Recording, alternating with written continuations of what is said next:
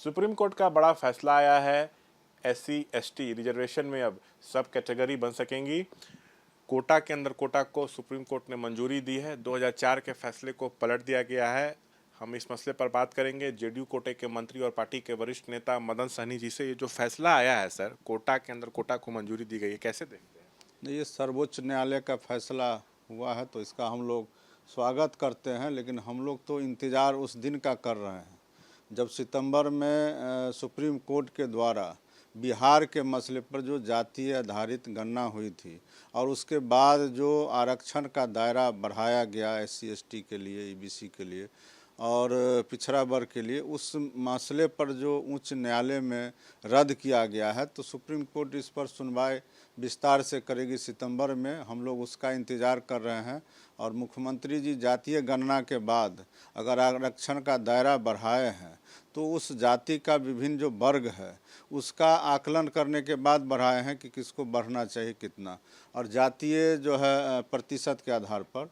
तो हम लोग को तो आशा है आज जो ये फैसला आया है उस फैसला से हम लोग को भी उम्मीद जगा है कि सुप्रीम कोर्ट हम लोग के भी मामले में, बिहार के मामले में जो है सहानुभूतिपूर्वक विचार करेगी और सरकार का जो जातीय आधारित जो गणना हुई थी और उस गणना में जो विभिन्न वर्गों का आकलन करके आरक्षण का दायरा बढ़ाया गया वो कहीं ना कहीं सही है। इसको सुप्रीम कोर्ट भी अगर मानती है तो ये हमारे बिहार के हित में आरक्षण के मुद्दे पर एक बहुत बड़ा ऐतिहासिक कदम होगा।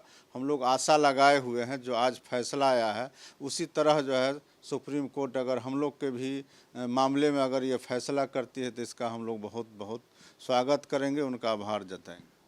जब बिहार में जातीय गणना हुई तो 50 से 65% किया गया था, आरक्षण का दायरा बढ़ाया गया, लेकिन पटना हाई कोर्ट ने रद्द किया। बिहार सरकार सुप्रीम कोर्ट गई, लेकिन तत्काल तो वहाँ से झटका लग गया। लेकिन आपको लगता है कि आज के फैसले के बाद आगे चल के कुछ इसमें हो सकता है? नहीं, इसमें 2-3 बात है। एक तो राज्य सरकार जो ये जातीय गणना करवाने के बाद जो माननीय मुख्यमंत्री नीतीश कुमार जी के द्वारा जो SC ST और EBC और BC का आरक्षण का दायरा बढ़ाया गया और इसके बाद लोकसभा का चुनाव भी हुआ है, तो लोकसभा चुनाव में अन्य कामों के अलावा इस आरक्षण का दायरा बढ़ाने के मसले पर भी बिहार के लोगों ने वोट किया था।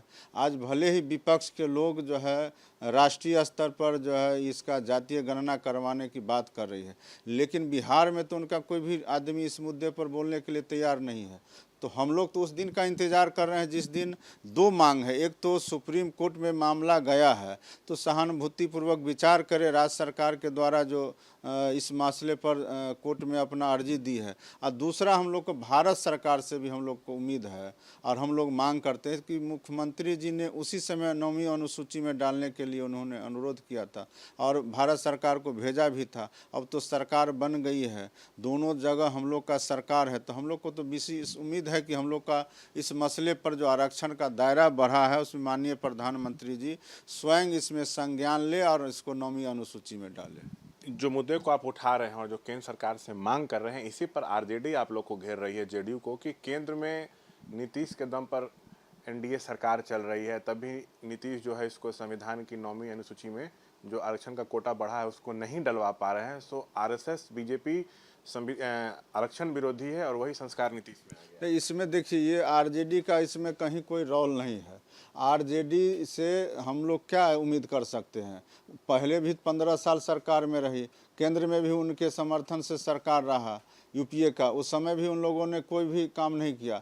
मुख्यमंत्री जी जब ये काम किए तो हम लोग तो अभी 23 जुलाई को भी एक मीटिंग किए जिसमें अति पिछड़ा वर्ग के तरफ से हम लोग मुख्यमंत्री को धन्यवाद करने जा रहे हैं और किस मेमोरियल हॉल में हम लोग 18 अगस्त को इसको लेकर के एक बड़ा कार्यक्रम भी करने जा रहे हैं जिसमें मुख्यमंत्री जी जो सुप्रीम कोर्ट गए हैं उस इशू पर हम लोग उनको धन्यवाद करेंगे और भारत सरकार से खास करके हम लोग मांग करेंगे अनुरोध पूर्वक कि आप इसको 9वीं अनुसूची में डालिए। और आज का जो फैसला आया है सुप्रीम कोर्ट से, इससे हम लोग को आशा जागी है कि हम लोग का भी मामले में जरूर हम लोग के पक्ष में फैसला आएगा। बिल्कुल बिल्कुल। तो ये थे बातचीत करते हुए JDU कोटे के मंत्री मदन सहनी। कैमरा पर्सन शैलेश के साथ Shashank Kumar, ABP news, Patna. For exclusive and insightful videos, subscribe to our new channel ABP Live Premium.